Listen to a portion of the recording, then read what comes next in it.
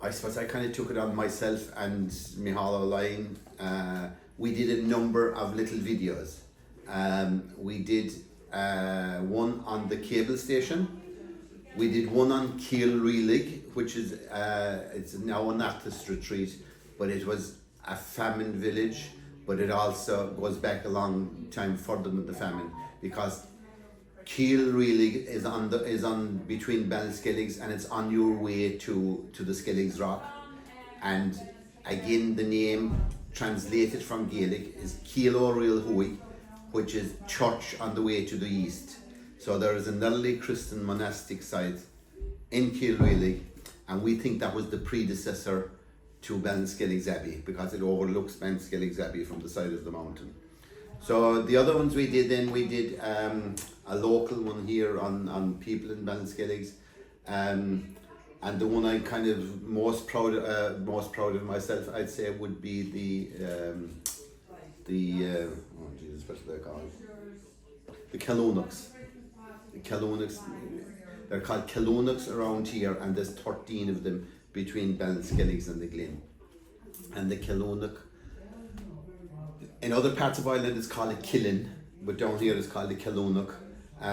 They were for the burial of unbaptized children, sailors who would have been washed in from the sea, and for victims of suicide. Now, even if I say so myself, I think it's quite an interesting look at this whole situation of Calonux, the children's burial grounds, basically. Really kind of sad stories, and they were being used right up till the 1960s, 1970s, and they're all over South Kerry and all over, very prevalent in the west coast of Ireland.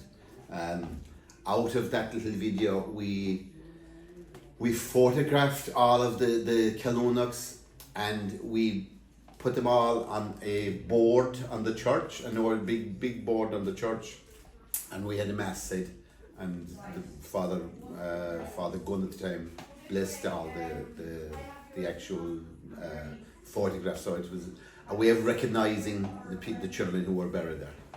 Mm. So, is there any site in particular now? Okay. Sorry. All right. Sorry. That makes a big difference, doesn't it? The door being open or door closed. So out of all the places, and there's loads, right, is there anywhere that has touched you in particular that you have a particular grow for, like, if you had to pick a place?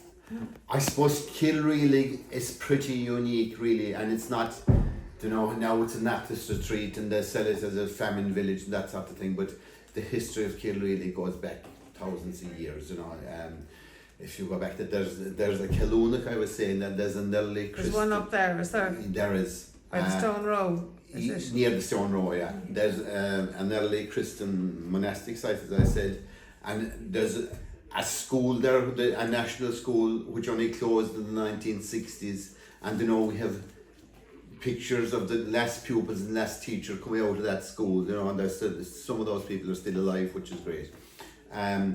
The Stone Row, we have 4 standing stones, and those standing stones were most series of standing stones are solar alignments, but we think that the one in Ballinskelligs is what's called a lunar alignment. It's aligned with the moon, and its sequence, I suppose, only occurs every 18 and a quarter years. Do you know what I mean? So the major lunar standstill. Yes. So how we think with our computers and our everything else that we can work everything out. Will I leave it finished? Sure. Sorry. We think she'll answer it. Yeah. I think we didn't want it.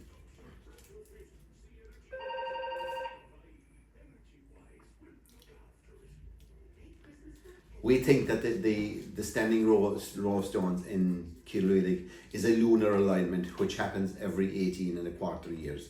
And I suppose we think we're well advanced, but to be able to, people 2,000 years ago, to be able to work that out, it's absolutely amazing, I suppose I love my home area. I love the whole Ballinskelligs thing, and the older I get, you know, there's so much history, so much culture, so much things that are unique about the area. You know, it's really fantastic. Great, thank you, Dessie.